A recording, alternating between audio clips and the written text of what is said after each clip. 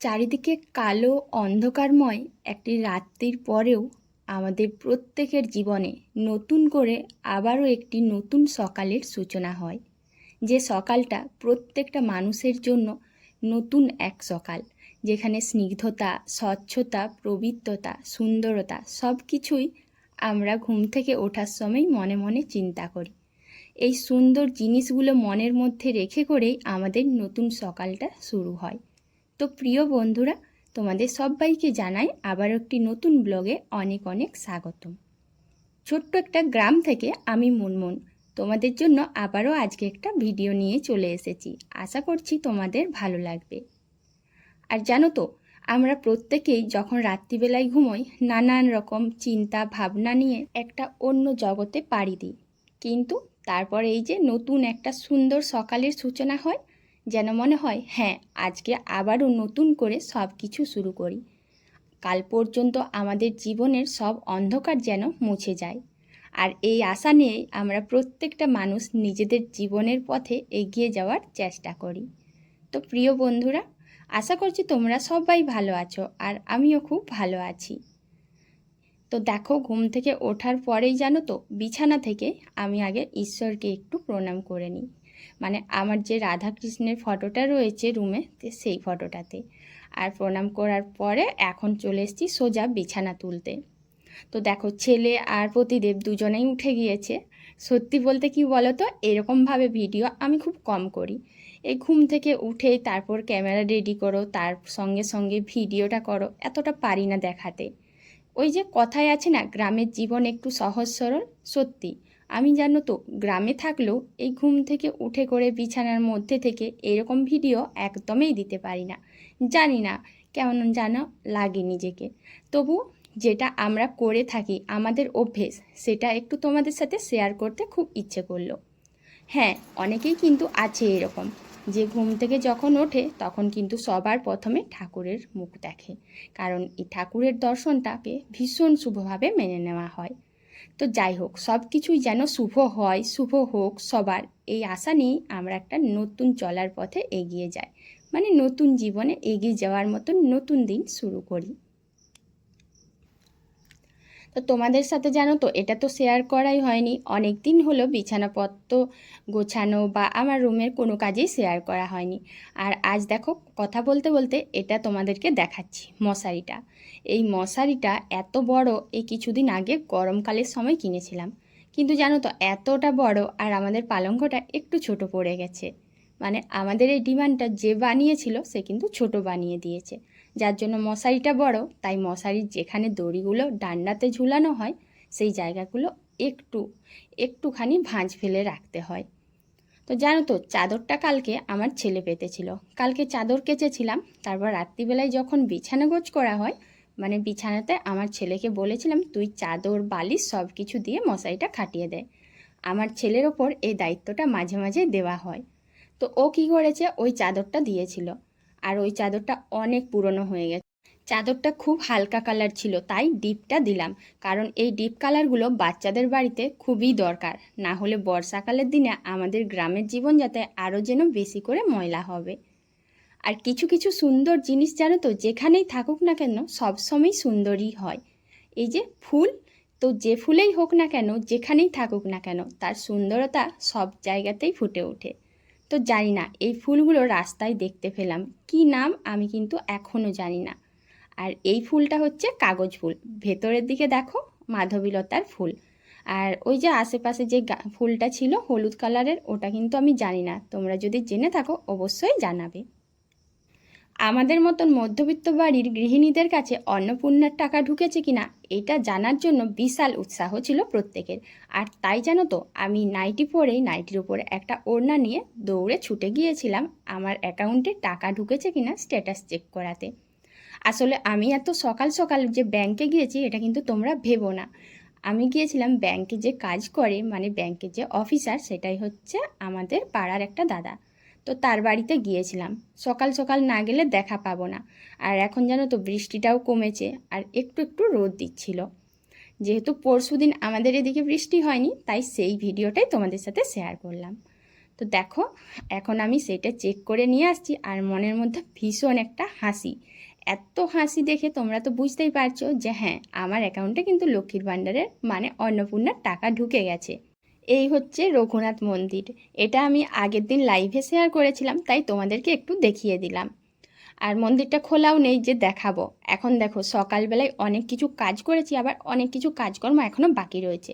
কিন্তু লক্ষ্মীর ভাণ্ডারের মানে বারবার একই কথা বলা হচ্ছে, অন্নপূর্ণা ভাণ্ডারে টাকা ঢুকেছে কিনা এটা আমাদের কাছে ভীষণ একটা উৎসাহের বলতে পারি যে ভীষণ একটা আনন্দদায়ক ব্যাপার ছিল। আর মনের মধ্যে চিন্তাও ছিল, কিন্তু সেই চিন্তাটা শেষ হলো। এখন ওখান থেকে এসে কাজকর্ম করে খাওয়া দাওয়া করে মনের আনন্দে চলে গেলাম বাগানে। ছেলে আর আমি চলে এসেছি তো বাগানে, কিন্তু জানো তো মেঘের আবহাওয়া একটুও ভালো না। খুব মেঘলা মেঘলা, মনে হচ্ছে যেন এই বৃষ্টি নামবে বৃষ্টি নামবে। আর কদিন ধরে বাগানে আসতে পারিনি বলে ঠিকঠাক যেন বাগানে এত পেয়ারা পেকেছে তোলা হয়নি। তাই ভাবলাম চল আজকে দুজনে মিলে পেয়ারা তুলি। তো পেয়ারা কি তুলবো, ঝাঁপিয়ে ঝাঁপিয়ে বারবার পেয়ারা তুলতে হচ্ছে। মানে যে পেয়ারাগুলো পেকেছে সেগুলো অনেক উপরে। তো যারা যারা আমার এই ভিডিওটা দেখছো, যে যে প্রান্ত থেকেই দেখো না কেন, যদি ভালো লেগে থাকে অবশ্যই কিন্তু একটু কমেন্ট করে দিও। আমি আর ছেলে বেশ মনের আনন্দে পেয়ারা অনেকগুলোই তুললাম, আর ঝাঁপিয়ে লাফিয়ে শেষ পর্যন্ত ছেলে তো আমার গায়ে পড়েই যাচ্ছিল, মানে ধাক্কাধাক্কি লেগেছিল। আর সারাদিন সংসারের কাজের মধ্যে ছেলেটার সাথে একটু আধটু মাঝে মাঝে খুনসুটি করলে মায়েদের মন ভীষণ ভালো থাকে। একটা গৃহিণীর সবচেয়ে বেশি বড় দায়িত্ব আর সময় কাটানোর সবচেয়ে বড় সুযোগ থাকে ছেলেমেয়েরা, তাদের সাথে বকাঝকা করতে করতেই দিন যায়। তো দেখো তার মধ্যেই আবার চলে এলো বৃষ্টি। আমি আর ছেলে তাড়াতাড়ি করে এই পেয়ারাগুলো তুলে নিয়ে চললাম বাড়ি।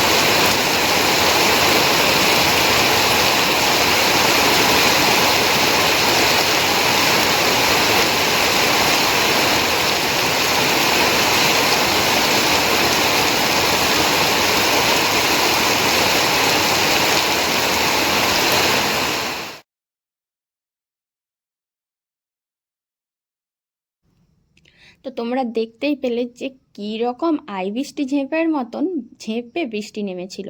আর এত বৃষ্টি হলো যার জন্য তোমাদের সাথে দুপুরবেলার খাবার দাবারের কোনো ভিডিও শেয়ার করতে পারিনি, কারণ কারেন্টই ছিল না। আমাদের গ্রামের জীবনে কিন্তু এটা হয়েই থাকে। সকাল সকাল দৌড়ে গিয়েছিলাম অন্নপূর্ণা ভাণ্ডারে টাকা ঢুকেছে কিনা, আর সেটা যখন জানতে পেরেছি যে হ্যাঁ সত্যি ঢুকে গিয়েছে টাকা, সেই আনন্দে যেন রাত্রিবেলায় একটু নতুন একটা পদ্ধতিতে পিঠে বানাচ্ছিলাম। আসলে এই রকম পদ্ধতিতে আমি কখনো পিঠে বানাইনি। মনের আনন্দে যে মানুষ অনেক কিছু করার উৎসাহ পায় এটা আমি বুঝতে পারলাম। তবে হ্যাঁ, শুধু যে টাকা তা না, যে কোনো কিছুর ক্ষেত্রেই যখনই মনের মধ্যে আনন্দ লাগে প্রত্যেকটা জিনিসের প্রতি যেন আবারও উৎসাহ বেড়ে যায়।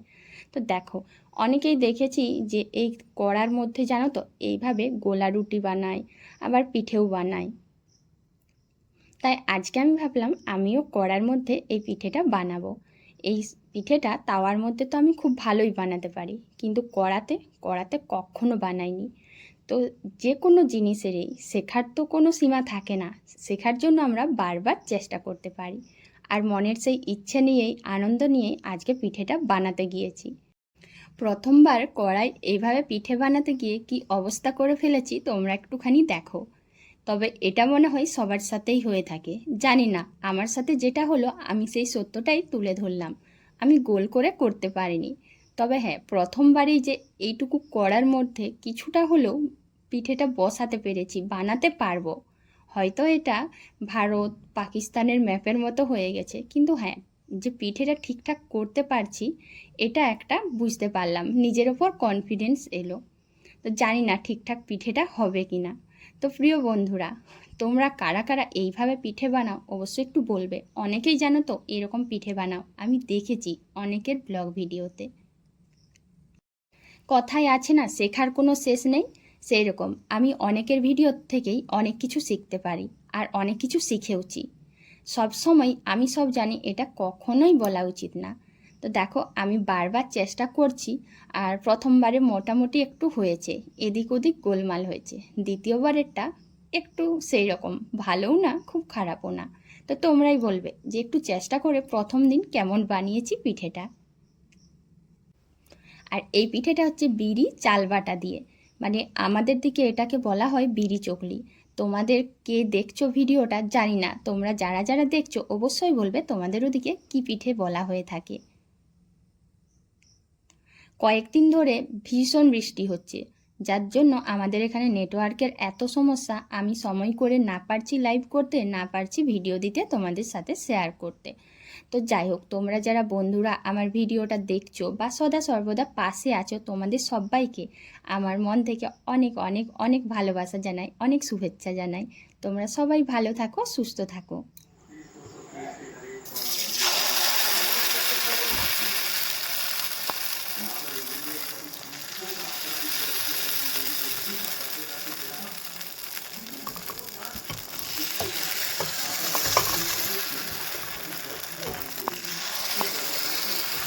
অন্নপূর্ণা ভাণ্ডারের টাকা ঢুকেছে, সেই আনন্দে কিছু একটা উৎসাহ নিয়ে করতে নেমে পড়েছিলাম।